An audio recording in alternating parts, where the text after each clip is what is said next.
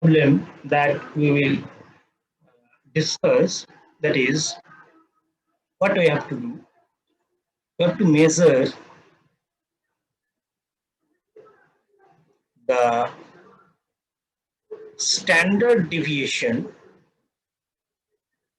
of a set of n integer numbers. Now, what is standard deviation? It is a statistical or mathematical formula. The standard deviation formula is normally represented by this mu symbol, and it is like this, that if x is one number, then what I will do, I will subtract, sorry, this is not mu, this is sigma, standard deviation. Then what I will do, I will subtract the mean from each variable, that will be squared. Okay, so if there are, say, 1, 2, 3, 4, four numbers, then first I have to measure this one. This is called the mean, or you can say average. So I have to calculate the average of these numbers. Then each and every number will be subtracted, okay, like this, and then the square of the subtraction, all these squares will be summed up. It means plus 2 minus mu square, like this, and then divided by total number of elements. So the normal or general formula is like this: summation of, is represented as summation of xi, where I is from 1 to n, this is mu, this is square, and divided by n.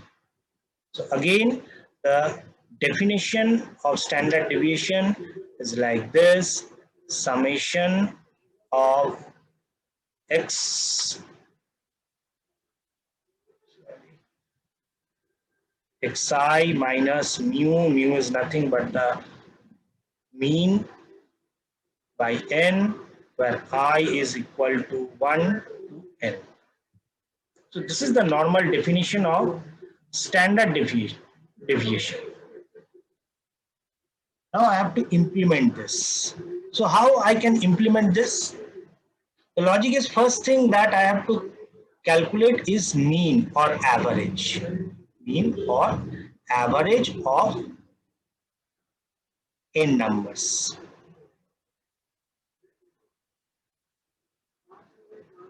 Average of n numbers. And I hope you can easily calculate this. How we can calculate this? Using a for loop. Suppose I have to take n numbers, so I will run this for loop for n number of times to take n different numbers. So I'm taking the number using scanf %d, let the number is x. To calculate the mean or average, what I will do, I will sum all the elements and then calculate the average. So this is a summations constant. So I will write it s equal to s plus x. This will give me the sum of all the numbers. Then after coming out from the for loop, what I will do, I will measure the mean value. So let m is the mean value. So I will calculate it by s by n. Logic clear? So this is normal mean calculation. Now remember, when I am declaring the variables, I have to declare integer s, I have to declare integer x, I have to declare integer I, and I have to declare n. I have to declare all these variables in integer.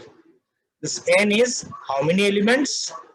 This s is as a summation constant. This x is the input number. This I is for counter for running the for loop. Okay, so I have to initialize s equal to 0. Now see, if I perform this type of operation, this type of division operation, then remember, if both the variables in this division operation, if both the variable in this division operation are integer, then we will get one integer value. It means if I divide 10 by 3, then I will get 3, not what is the exact value? 3.33, but I will get the integer value 3. Suppose 10 by 4. What is the expected value? The expected value is 2.5. But since these two numbers are integer, I will get only the integer part. It means if I perform integer division with the integer variable, the output result is integer. But the exact value is in float or real number. So how to solve this problem? The problem is solved by using typecasting. So this is one new thing that you have to remember when you are performing this type of division. It is very important to perform the typecasting. Okay, now what I will do to get the exact value, the first thing that I have to do, I have to declare my mean variable as a float variable because I need a real number. Okay, and then I have to write it like this: either S or N should be converted into or should be typecast into float. Either this S variable or this N variable. I have to typecast. Then we will get the real number or float variable. Otherwise, whether I define M as float variable or not, the final value of integer by integer division will be an integer value. So you have to typecast this thing. This type of typecasting we will see in other cases also. If there is a void type of thing, then if we need to typecast, we have to use this type of thing. Okay. So for this problem, now I get the mean value. Now what is the next step? Since I have to perform this function, I have to perform this function where again after calculating the mean value, again I require the previous variables x which I have taken in this x variable. But since I have not stored the x variables in separate position or location, it means the single x variable is overwritten in each and every iteration. It means ultimately the last x value will be stored. So after calculating the mean, if I want to go for the standard deviation, it is not possible for me to perform the standard deviation. Why I am not able to perform the standard deviation? Because I have not stored the input variables. So I have to store the input variables to solve this problem. How can I store these variables? I can store these variables by declaring n number of different variables, n1, n2, n3, like this. In that case, if I use n1, n2, n3, this type of variables, then in that case, I cannot use for loop. Why? Because they are different variables. So I have to write it like this: scanf, first one, %d, ampersand n1, first number. Then again, scanf, %d, ampersand n2. In this way, I have to perform. although I am performing repetition, but I am not able to use it with a for loop. Why? Because the variables are different. And why I need to store the different variables? Because in this problem, after getting the mean value, again I have to perform some operation on those variables. That's why I need to store the variables. If the problem is up to calculating the mean value, then this one is okay. But if the problem needs the variables further, then it is not possible to complete the final solution. So what I have to do, either I have to declare different variables. If I declare different variables, the problem is I have to write so many statements. I cannot use for loop, although I am using some repetition structure, but I am not able to use for loop. So the final solution for this type of thing, since I am declaring same type of variable again and again, all these variables n1, n2, n3, n4 are of integer type. So whenever in a program we require similar type of data again and again. So see, again and again, the solution is I have to go for subscripted variable, remember this, subscripted variable.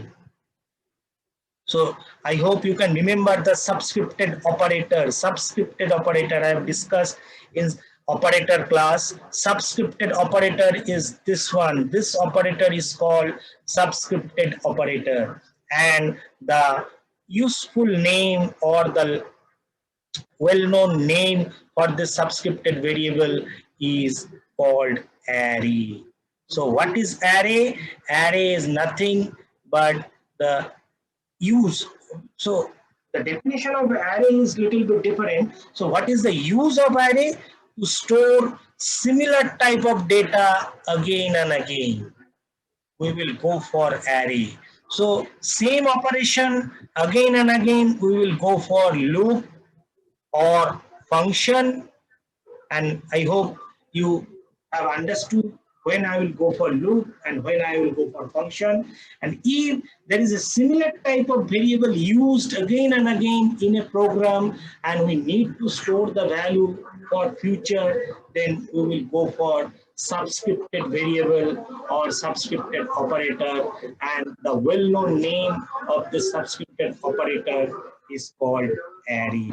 So the next topic of today's class is array. Okay. So what is array? That is a different thing. First, try to understand why we need array. So I hope it is clear why we need array, because sometimes we require the values, means multiple variable values in future of the program. So we have to store the values. Okay. Now, what is the exact definition of array? The first thing is array is for similar type of data. Similar type of data. It is only used for similar type of data, or you can say in good terms, homogeneous data. Homogeneous data. There is two types of data. One is homogeneous, another is heterogeneous. Heterogeneous data means where one data is float, another is character, then it is heterogeneous data. So in array, it is called similar type of data or homogeneous data. The next thing that is very important, which is sometimes ignored, but this is very important. Remember, array is static memory allocation. Array is static memory allocation. Now, you may ask, or one question may come into your mind, then what is the meaning of memory allocation? The meaning of memory allocation is for any variable, we have to store some memory in our RAM memory. We have to store or allocate some memory in our RAM memory. Okay, so that is called memory allocation. Now, what is static memory allocation?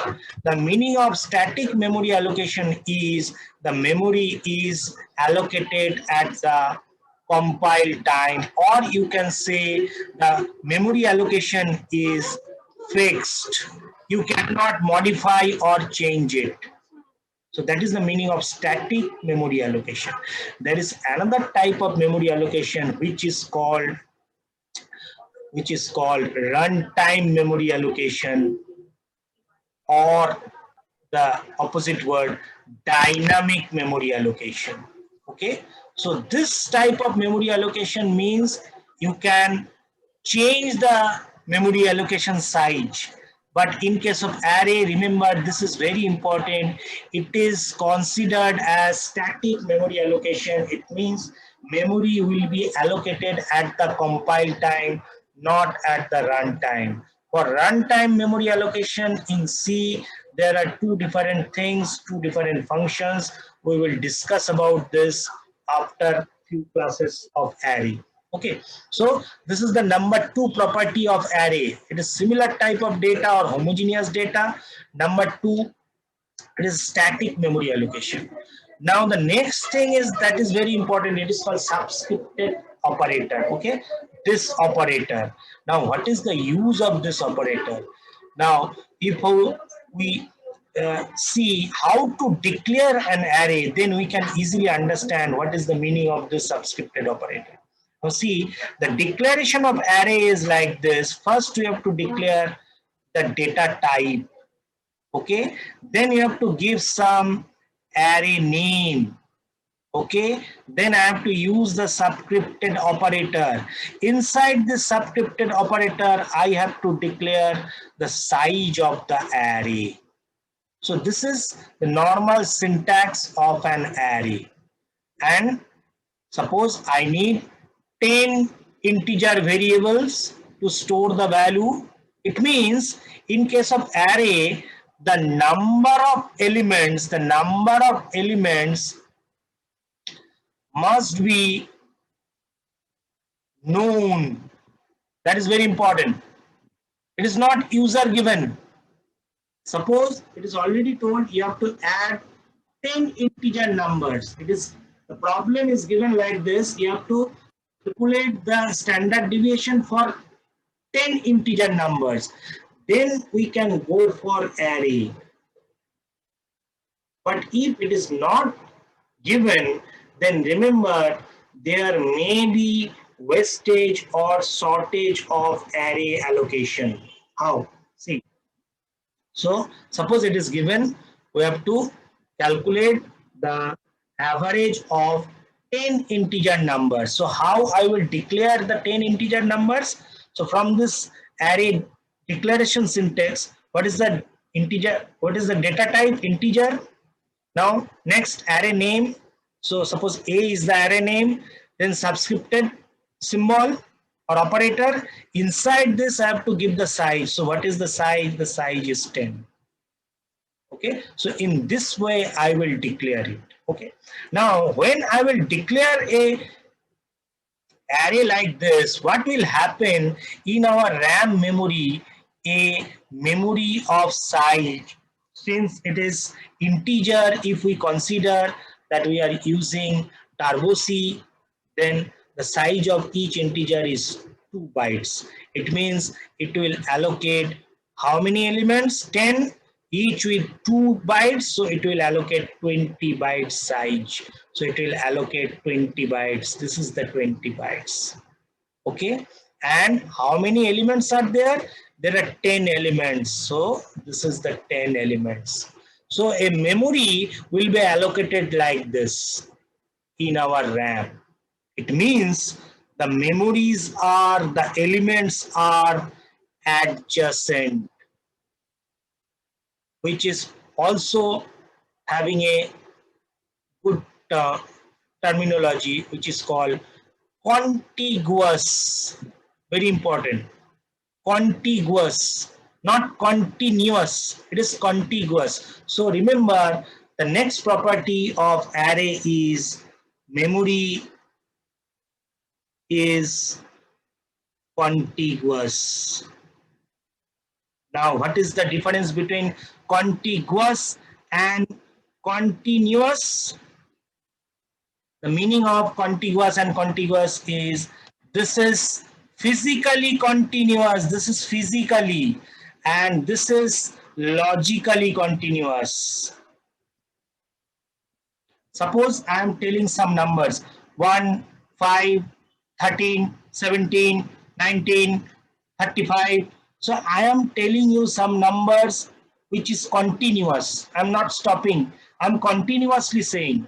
But are they physically continuous? No. If I say 1, 2, 3, 4, 5, 6, now see, again I am saying continuous and they are physically continuous. There is no gap in numbers. Then this is called contiguous, not continuous. And this is called continuous. So remember the term which is used for array is contiguous memory allocation. Means the elements are adjacent. And the last very important property is how to access these elements. I have given a general name A10, but how to access this element? To access these elements, one interesting property is used in case of array. It has given some index numbers which will start from 0 up to size -1. So the index value will start from 0 up to size -1. Here, what is the size? The size is 10. So your index value will be from 0 to n-1, or you can say size -1. So this is another very important property in case of array. So now, what is the name of this element? The name of this element is A is the general name. Now the index value is 0. So A of 0. How to pronounce this? It is pronounced as A of 0. Similarly, this one, A of 1. Then this one, A of 9. Logic clear? So in this way, we can easily implement array. So this is the use of array. Why we are using array? Because we need similar type of data again and again. We have to store the values. We need the variables in future. So that's why we are declaring to minimize the code, use some repetitive tasks. Again, see, there is again repetitive tasks. Use for loop. We are going to implement array. So for the previous problem, the simplest way we can implement it is first say A of 10, then say I is the variable, then we require sum, okay, then we require the mean variable, then we require the standard deviation variable. Okay, so these are the variables we require. Then using a for loop, we can take how many elements.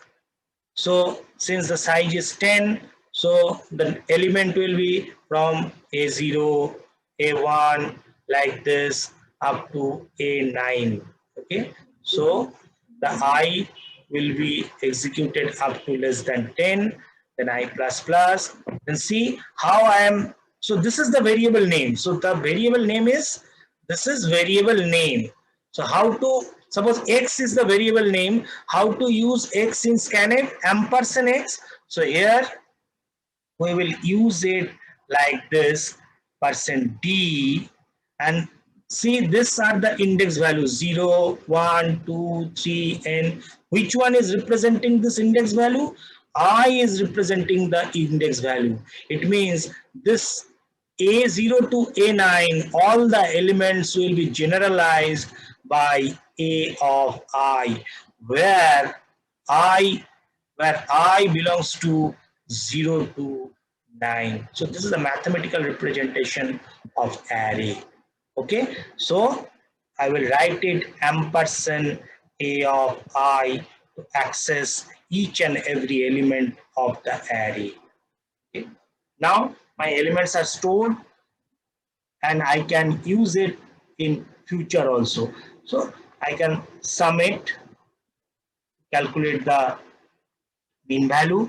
So after coming out this for loop, the next step, what I will do, I will calculate the mean. So here m equal to float s by n. So I will get the mean value. Then again I have to calculate the standard deviation. So again I will use the for loop.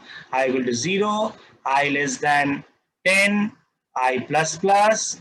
Then what is the formula for standard deviation? It is like this. So again I have to sum, because the formula is like the summation of xi minus mu the square. So how to calculate? So I will calculate it like this. So I need another s variable. So I need to declare another float variable s1, which is initialized with 0. So s1 equal to s1 plus, why I am using s1 as float variable? Because I have already get mean as float value. So when I will subtract it, I will get float value. So I will do it like this. A of I, now xi means A of I minus m, m is the mean value, into, again since I have to perform square, so into A of I minus m semicolon. So this will give me the sum of this. Then after coming out from this loop, what I will do, the standard deviation SD is equal to S1, already S1 is in float, divided by n. So I will get the standard deviation. You see here we first, to calculate the mean value, we need the variables. Again, to calculate the standard deviation, we need the variables. So that's why we have to store the variables permanently. And how we can store the variables permanently? We can store the variables permanently using some array operation. So this is the use of array. Okay. So now next, why the array size is very important, and what happened if I not declare the size. I've already told that in case of array, it is static. So once if you fix the size, it cannot be modified, it cannot be changed. Okay, so it means, suppose, so when we will definitely go for array if we know the number of elements, suppose n is the number of elements, if we already know this, if this is known, if I already know that I have to calculate sum of 10 numbers, then we will definitely go for array. But what happened if we don't know, if this is unknown, this is user given. It means we have taken the value of n from the user. We have taken the value of n from the user. Okay. Now, in that case, we have no idea about the value of n. So, if I declare an array, I will declare it like this. I will declare it like this. Why? Because I have to give some fixed value in this position. See, in some compiler, you can declare your array after this, but this is not the standard way of declaring array. In some compiler, these are allowed, but in normally in Turbo C, the way of array declaration is like this. You cannot declare your array after getting the number of variables. It is not allowed. But in some compiler, you can do it like this. But this is not the standard way, or not following the actual definition of array. So what you have to do, you have to declare something. Suppose I have declared for 10 elements. Now suppose the user have given this n value. Suppose user has given the n value as 20. It means I have allocated memory for 10 elements, but now I require memory for 20 elements. This is called wastage, sorry, this is called shortage of memory. Similarly, to solve this type of problem, what I will do, I will allocate a higher size of array. It means suppose I have declared array of 100 elements. But again, user given how many elements? 20. So I have allocated a memory for 100 elements, but now we required only 20 to store. It means this is wastage of memory. It means due to the static property of array, there may be shortage or there may be wastage of memory. So that's why I am telling that if the array size is already known, if we already known before the program that how many elements, then we can means চোখ বন্ধ করে we can go for array. But if it is not known, then better. If it is unknown, then better go for dynamic memory allocation. Better go for dynamic memory allocation. Okay. So this is one drawback of array. This is one drawback of array. Now, how this array allocation is executed? Now, this is very interesting. If you print this statement after declaring one array, if you print this statement, what you will get? What you will get? So I have declared one array like this. And then I am printing it like this. What I have printed? I have printed the array name. If I print the array name, what I will get? Remember this, I will get the base address or starting address of the array. So let us consider the starting address of the array is 100. Since it is integer, so each element having a 2 bytes, so the starting address is 100, next one 102, next one 103. In this way, this one will give you some value. It means how I am calculating the address. The address calculation is very interesting. See, ampersand a of I have to write in case of scanf, correct? I have to write ampersand a of I in case of scanf function.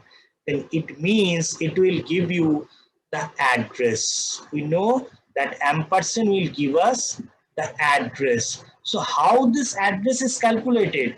The address is calculated in this way. Base address, first the base address. Okay. What is the address of this? Suppose I have written this 0, this 1, this is 2. Suppose I have written a of 2, address of a of 2. So what is the address of a of 2? From this picture, the address of a of 2 is 104. How I am getting this 104? It is 100 plus 4. What is 100? 100 is the base address, the starting address. And this is nothing, it is called the offset. This is called offset. How I am getting this 4 value? I am getting this 4 value. See, from this 2, how I am getting this 4 value? It is given by 2 into size of, what is the size of each integer? The data type size. You can say data type size. What is the data type here? The data type is integer. What is the data type size?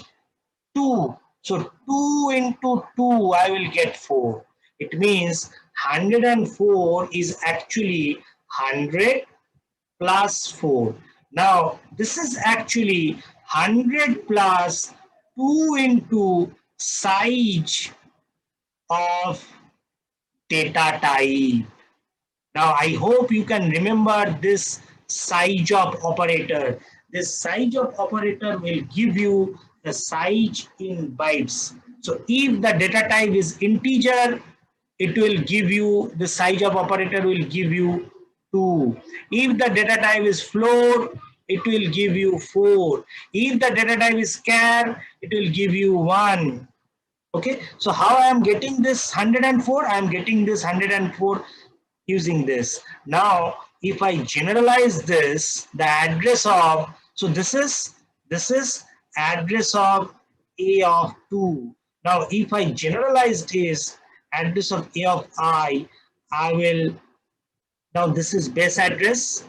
How I will get the base address? See, when I am printing the name, I will get the base address. It means I will get the base address by printing A.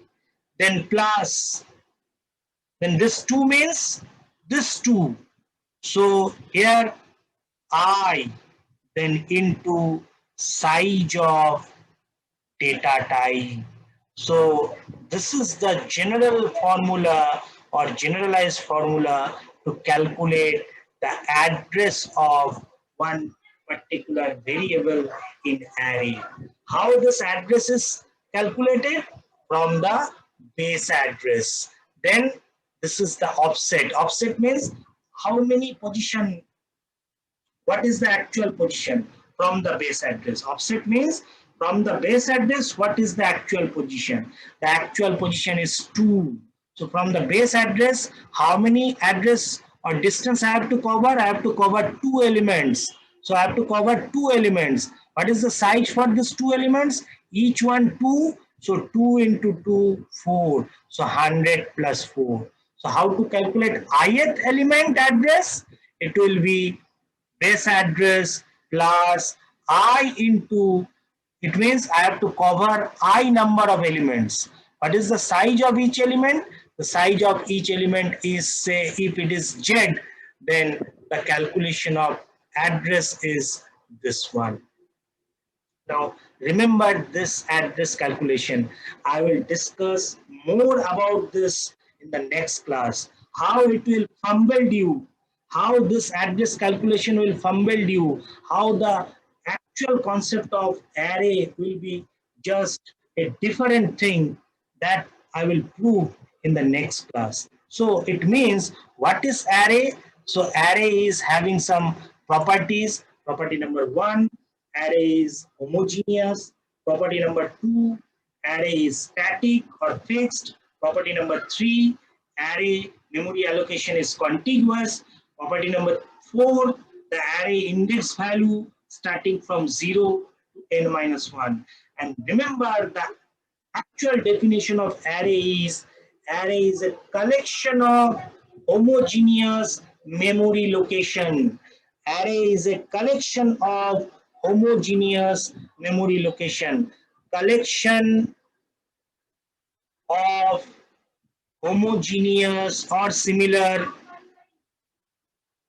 memory location. Remember this term, memory location. I will show you in the next class why it is called memory location, why there is no other definition for array. Okay, so I hope in today's class it is clear what is array, why we need array. In next class we will discuss further about this array. Okay, with this I am ending today's class. Bye bye, good night. If you have any query, we will discuss in the next.